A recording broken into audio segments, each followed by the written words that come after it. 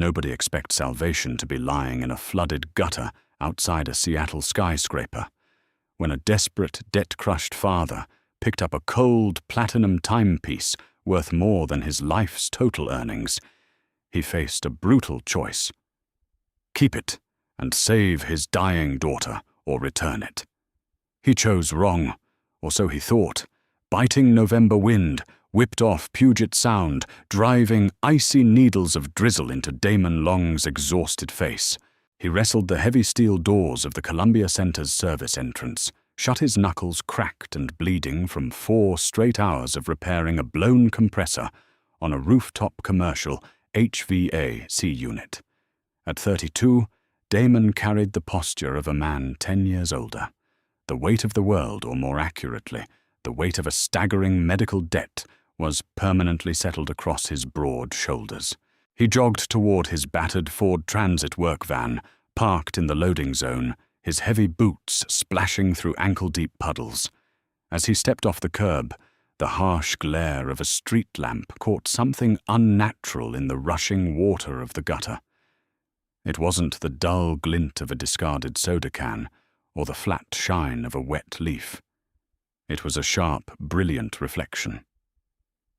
Damon paused, the freezing rain soaking through his canvas jacket. He crouched down and plunged his bare hand into the freezing, oily water. His fingers closed around something incredibly heavy. Standing up under the amber light of the street lamp, he wiped the grime away with his thumb.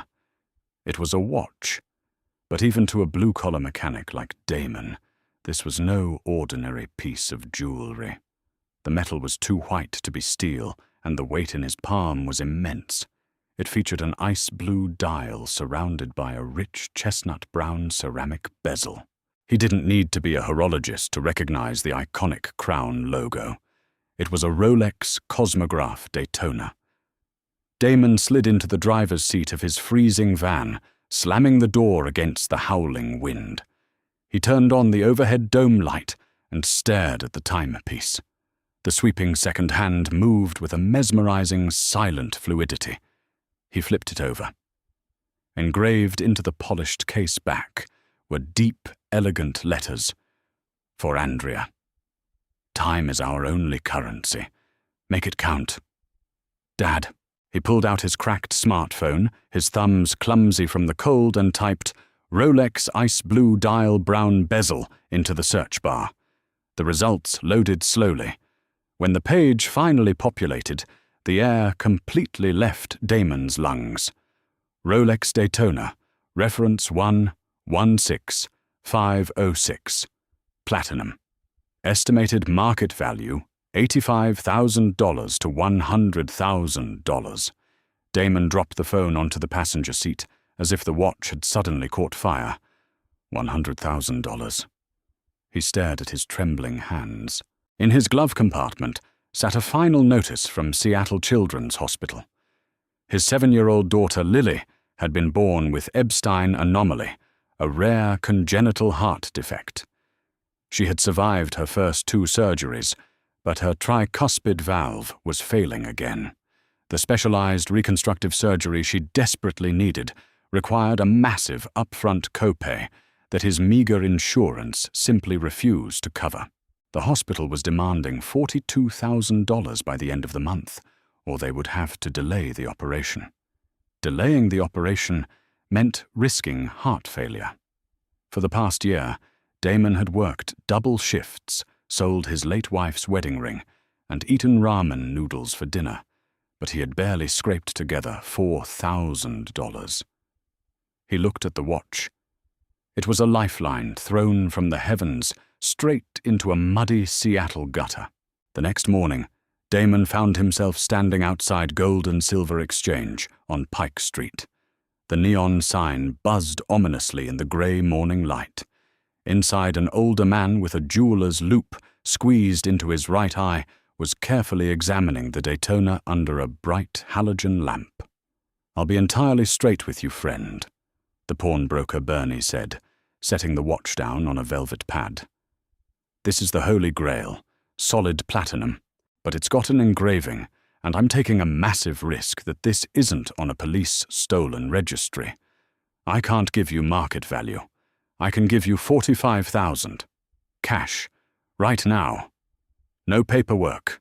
No questions asked. Damon's heart hammered against his ribs. 45,000. It was exactly what he needed for Lily's surgery, with a little left over for her post-op medications.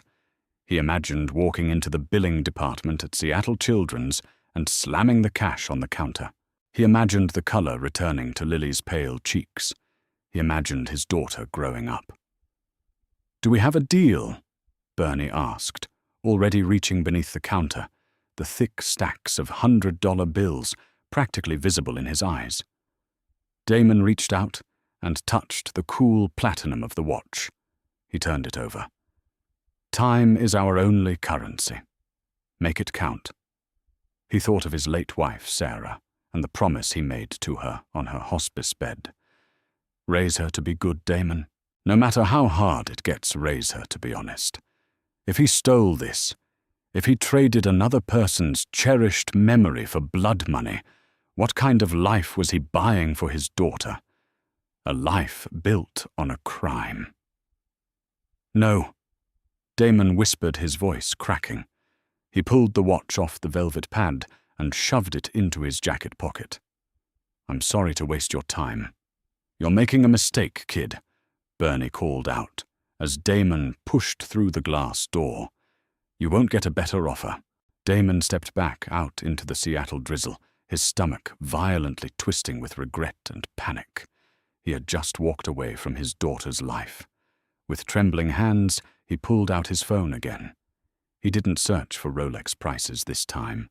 He searched for recent news articles regarding a lost watch filtering by the name Andrea.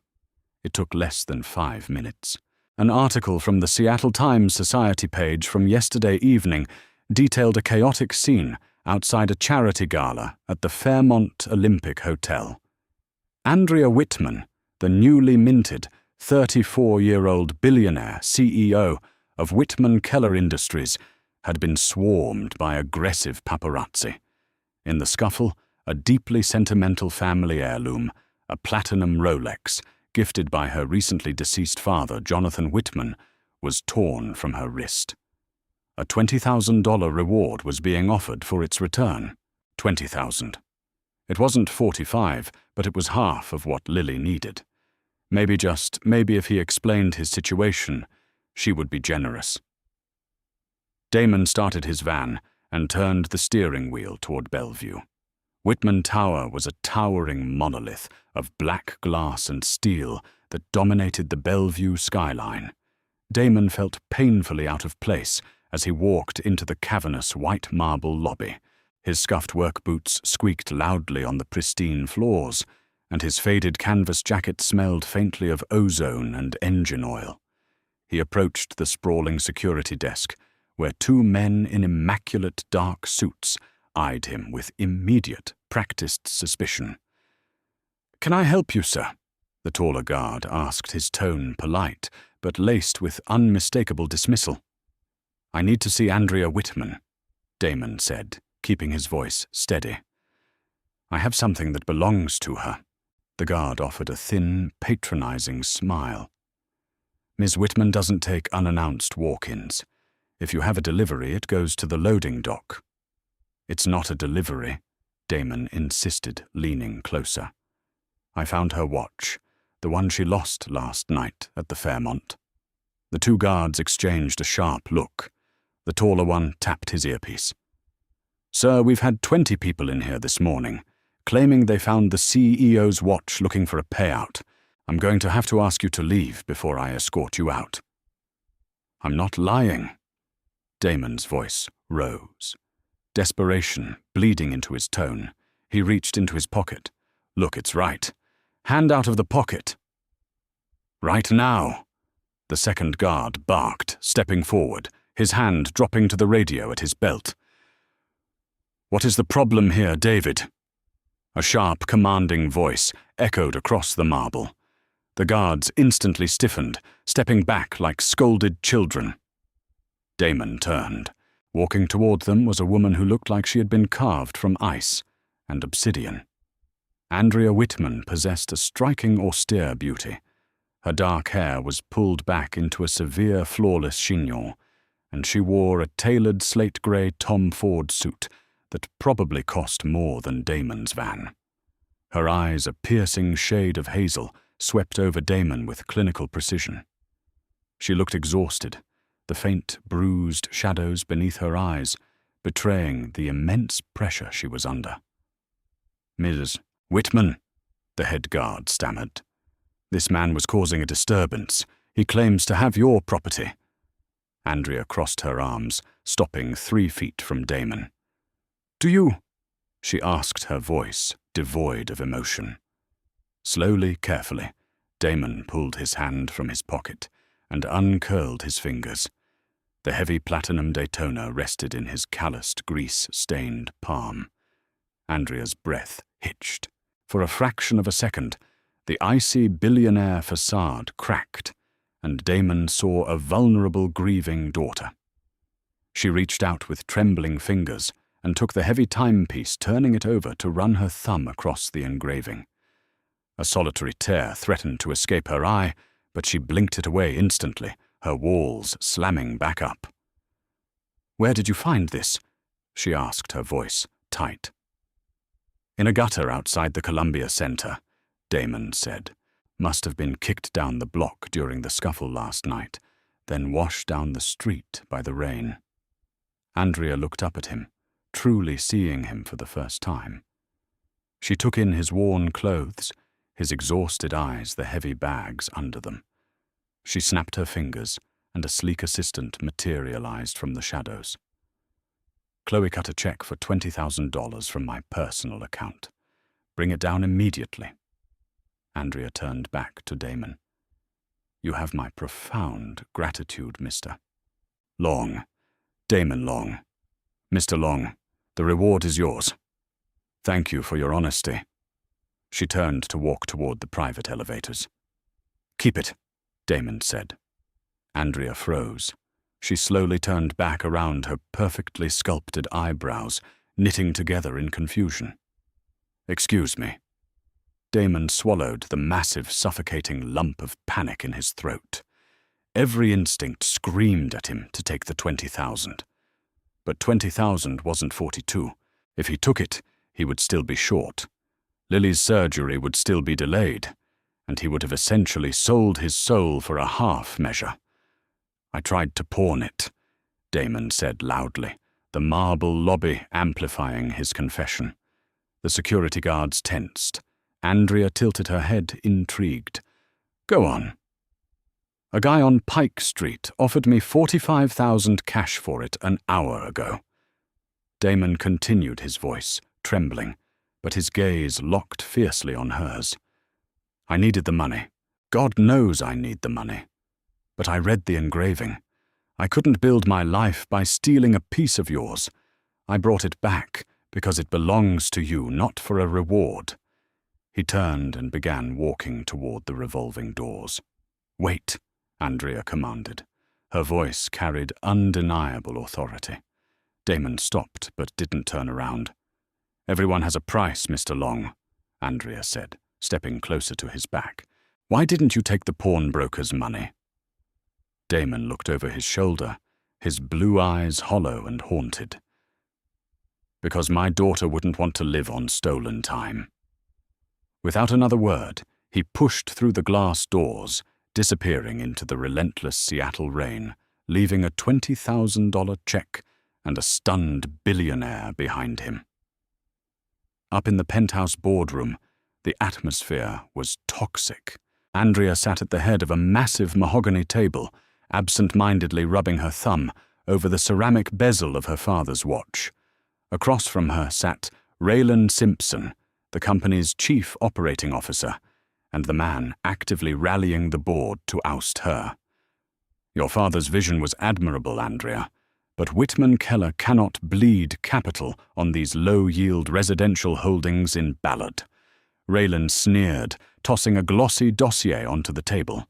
We need to bulldoze those derelict apartment complexes and break ground on the new tech campus.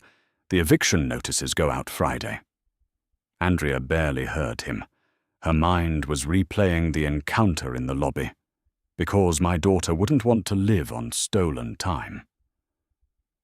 "Andrea, are you even listening to me?" Raylan snapped. "Meeting adjourned," Andrea said, suddenly standing up. "We will revisit the Ballard acquisitions next week. The board won't wait. I am the CEO, Raylan, and I said the meeting is adjourned." She fired back, her tone sharp enough to cut glass. She walked out of the boardroom and immediately dialed her head of private security. "Graham." "Graham," Andrea said, pacing her office. "I need you to look into a man named Damon Long. He lives in Seattle. I want to know everything about him within the hour. No stone left unturned." 45 minutes later, Graham stood in her office, a thick manila folder in his hands. "You found him?" Andrea asked. "I did, Miss Whitman," Graham said, his voice unusually quiet. "And frankly, it's a miracle the man is still standing." Graham opened the file. "Damon Long, 32, independent HVAC technician. Widowed 3 years ago, his wife died of aggressive breast cancer. He was forced into medical bankruptcy. But that's not the worst of it." Graham placed a photograph on Andrea's desk. It was a picture of a little girl with bright blue eyes and a pale, tired face hooked up to a nasal oxygen cannula. "His daughter Lily, 7 years old. She has Epstein anomaly. She needs immediate valve reconstruction surgery at Seattle Children's Hospital, but his insurance denied the primary claim. He's $42,000 short. If she doesn't get the surgery this month, her heart will likely fail." Andrea stared at the photograph, the air leaving her lungs. "I needed the money. God knows I need the money." He had $45,000 in his hand this morning, the exact amount he needed to save his child's life. And he gave it up just to return a watch to a billionaire who had never known a day of financial struggle in her life. "Where does he live?" Andrea whispered. "That's the other thing, Ma'am," Graham said grimly. "He rents a 2-bedroom unit in the Ruston building over in Ballard." Andrea's blood ran cold. The Ruston building. It was the exact derelict apartment complex Raylan Simpson was planning to bulldoze. Whitman Keller was about to evict Damon Long and his dying daughter. "Bring my car around," Andrea said, grabbing her coat. "The Maybach. Now." Navigating the pothole-scarred streets of the Ballard district, the armored black Maybach drew suspicious stares from wary locals. Andrea sat in the cavernous back seat, her pulse hammering an erratic rhythm against her ribs. The transition from the pristine, glass-walled heights of Whitman Tower to this decaying industrial neighborhood was jarring. The Maybach pulled to a smooth halt in front of the Ruston building, a brutalist concrete structure stained with decades of Pacific Northwest grime. Andrea stepped out into the biting wind, ignoring her driver's offer of an umbrella. She needed to feel the cold. She needed to feel something real. Inside the stairwell smelled sharply of industrial bleach and stale cooking grease. As she climbed to the 4th floor, the high heels of her designer boots echoed off the peeling linoleum. She rounded the corner toward apartment 4B and stopped dead in her tracks. Taped to the center of Damon Long's battered wooden door was a fluorescent yellow sheet of paper. Urgent notice to vacate. Premises slated for demolition. At the bottom of the legal jargon was the bold, unmistakable signature of Raylan Simpson, Whitman Keller's chief operating officer. Raylan had bypassed the board, entirely executing the eviction notices early to force a groundbreaking before Andrea could officially block the tech campus project. Andrea ripped the notice from the door, her hands shaking with a cocktail of absolute fury and profound shame. She raised her knuckle and knocked. Heavy, exhausted footsteps approached. The deadbolt slid back with a metallic clack, and the door creaked open. Damon stood in the doorway, wearing a faded grey t-shirt and grease-stained sweatpants. The deep lines of exhaustion on his face seemed even more pronounced in the dim fluorescent hallway light. When he saw her, his blue eyes widened in shock. "Ms. Whitman." "May I come in?" "Mr. Long." Andrea asked, her voice softer than it had been in years. Damon hesitated, glancing over his shoulder before stepping back. "I don't have much to offer. Just instant coffee." Andrea stepped into the tiny apartment.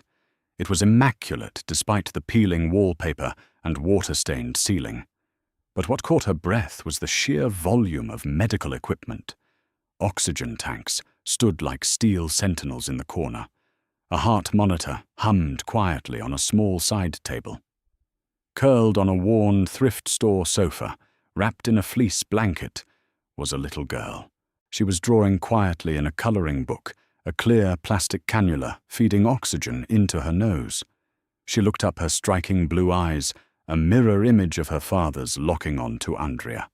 "Hi," Lily said, offering a weak but genuine smile. "Are you my dad's new boss?" Andrea felt a hard lump form in her throat. She looked at Damon, who was watching her with defensive posture, his arms crossed over his chest. "No, sweetheart. I'm just a friend." Damon motioned toward the small kitchenette, leading Andrea away from the sofa. "Why are you here?" he asked in a harsh whisper. "Did I forget to sign something for the police report?" "I came here because of this," Andrea said, holding up the crumpled yellow eviction notice. Damon's jaw tightened. He looked away, staring at the linoleum floor. "A guy in a suit came by an hour ago, taped that to the door and told me if we aren't out by Monday, they'll shut off the power. Do you know what happens if they shut off the power, Ms. Whitman? My daughter's oxygen concentrator stops working." "Damon, I didn't authorize this," Andrea said, stepping closer. "Whitman Keller owns this building, but I had no idea my COO pushed these notices through." Damon let out a bitter, hollow laugh. "Does it matter you're the CEO? It's your company. I gave up $45,000 this morning to hand you back a watch, and my reward is my daughter dying on the street." The words struck Andrea like physical blows. The staggering injustice of it all threatened to crush her. Here was a man who had chosen absolute self-destructive integrity, while the executives in her own boardroom operated with ruthless, predatory greed. Andrea reached into her designer handbag and pulled out her checkbook. "I'm going to write you a check right now. Not for $20,000, for the full amount of the surgery. And I am moving you into a corporate suite downtown tonight." Damon reached out and firmly pushed her hand down. The physical contact sent a jolt of unexpected electricity up Andrea's arm. "Put it away," Damon said, his voice trembling with pride and barely restrained grief. "I didn't return your father's watch for charity, and I won't accept a payoff born out of your corporate guilt. We'll pack our bags. We'll figure it out. We always do." "Damon, please, this isn't pity. This is—" "I asked you to leave, Miss Whitman," Damon said, stepping over to the door and holding it open. Andrea looked at him, seeing the unbreakable, fiercely protective love of a father radiating from every muscle in his body. She looked back at Lily, who waved a small pale hand at her. Without another word, Andrea walked out into the bleak hallway. She didn't get into the Maybach to go home. She told her driver to head straight back to Whitman Tower. The ice in her veins had completely melted, replaced by a scorching, righteous fire. The boardroom at Whitman Keller was mostly empty, save for Raylan Simpson, who was pouring himself a glass of expensive scotch at the mahogany side table. It was past 8 in the evening. The double doors slammed open with such violent force that they bounced off the walls. Andrea strode into the room, her hazel eyes blazing. "Andrea!" Raylan chuckled, swirling the amber liquid. A little late for office hours, isn't it? I thought you went home to mourn your watch. Andrea walked directly up to him, snatched the crystal glass from his hand, and poured the scotch onto the pristine Persian rug. You accelerated the Ballard evictions without a board vote. Andrea stated, her voice dangerously calm. Raylan's smug smile faltered. I made an executive decision to protect our quarterly projections. Those squatters are bleeding us dry. I did what your father never had the stomach to do. My father built this company by investing in the community, not bulldozing it, Andrea shot back. You sent thugs to threaten families. You threatened to cut power to a unit with a dying child on a ventilator. Collateral damage in the name of progress. Raylan sneered, adjusting his tie. You don't have the votes to stop the demolition, Andrea. The board wants the tech campus. You're too emotional for this chair. I don't need the board's votes, Andrea said softly, stepping into his personal space. My father left me 51% of the voting shares. I am the board. You are terminated, Raylan. Effective immediately. Security will escort you out of the building. If you ever step foot near the Ballard properties again, I will personally see to it that my lawyers tie you up in litigation until you're bankrupt. Raylan's face drained of color. He opened his mouth to argue, but Graham, the head of security, was already stepping into the room, his hand resting casually on his tactical belt. Clean out your desk, Andrea whispered. She turned her back on him and walked out. She had work to do. The following morning at Seattle Children's Hospital, the atmosphere in the billing department was suffocatingly tense. Damon sat in a stiff plastic chair, his head buried in his calloused hands. Lily had been admitted through the emergency room at 3 a.m. Her oxygen levels had plummeted, and her lips had taken on a terrifying blue tint. Dr. Harrison Miller, the chief pediatric cardiologist, stood beside the hospital administrator, looking at Damon with deep sympathy. Mr. Long, I'm incredibly sorry, the administrator said gently. But the surgical team requires the upfront co-pay to book the operating room. We can keep her stabilized on IV medication for another 48 hours, but without the reconstruction, her heart will give out. Damon looked up, tears finally spilling over his eyelashes. I'll sign anything. I'll give you my van, my tools. I'll work off the debt for the rest of my life. Please. She's all I have left. I wish I could bypass the system, Damon. Dr. Miller sighed heavily. But the board's financial protocols. The protocols have been satisfied. A clear, commanding voice echoed down the sterile hallway. Damon turned. Andrea Whitman was walking towards them. The severe, intimidating CEO was gone. Today she wore a simple, soft cashmere sweater, her dark hair falling loosely over her shoulders. She looked breathtakingly human.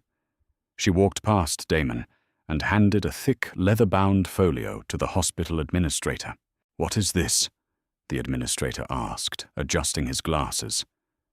That is a confirmed wire transfer and legal documentation establishing the Jonathan Whitman Pediatric Cardiology Endowment. Andrea said, her voice echoing with absolute authority. Funded with an initial $5 million, it is designed to cover the surgical co-pays for any uninsured or underinsured family in this hospital, starting immediately, with Lily Long. Dr. Miller's jaw dropped. The administrator practically tripped over his own feet as he rushed to his computer to verify the documents. Damon stood up, his legs shaking so violently he had to lean against the reception desk.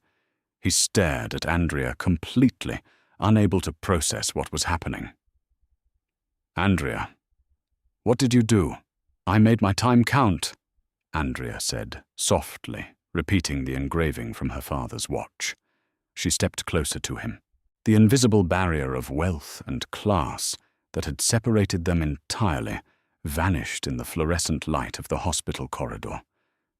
You were right, Damon. she murmured, looking up into his tear-filled blue eyes.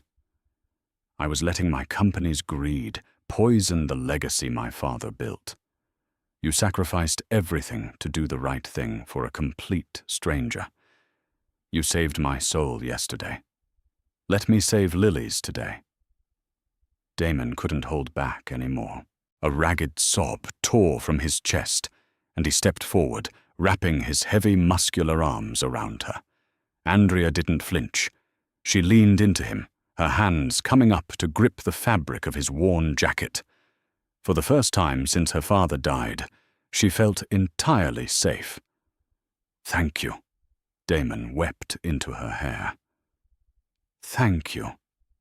6 weeks later, the relentless Seattle rain finally broke, giving way to a brilliant, crisp spring morning. Damon sat on the edge of a hospital bed, holding a small, vibrant, pink-cheeked Lily in his lap. The heart monitor beside them beeped with a steady, strong, perfect rhythm. The surgery had been a flawless success. The door pushed open, and Andrea walked in, carrying a massive bouquet of bright yellow sunflowers. Lily beamed, reaching out her arms. Andrea! Andrea laughed a genuine musical sound and handed the flowers to Damon before scooping the little girl up into a gentle hug. Look at you, Andrea smiled, tapping Lily's nose. You've got more color in your cheeks than I do. Damon watched them, a profound sense of peace washing over him. He stood up, walking over to Andrea. He reached out and gently tucked a loose strand of dark hair behind her ear. The touch was intimate, laden with a silent promise of the future they were quietly building together. We're going home today, Damon said softly, to a new apartment. No eviction notices. Andrea looked up at him, her hazel eyes warm and bright. She reached out and took his calloused hand, her thumb brushing over his knuckles. On her left wrist, the heavy platinum Daytona caught the morning sunlight pouring through the hospital window. You are, Andrea smiled, stepping into his embrace. But if you don't mind, I'd like to help you unpack. I hear we have a lot of lost time to make up for. Damon wrapped his arms around her, and his daughter, pulling them both close. He had given up a fortune in platinum only to realize that true wealth wasn't something you could wear on your wrist. True wealth was the heartbeat of the people you loved.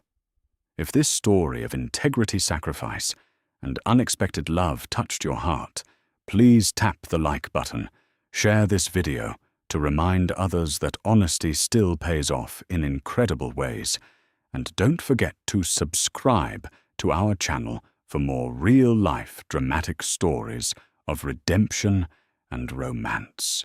Your support helps us bring more beautiful tales to light.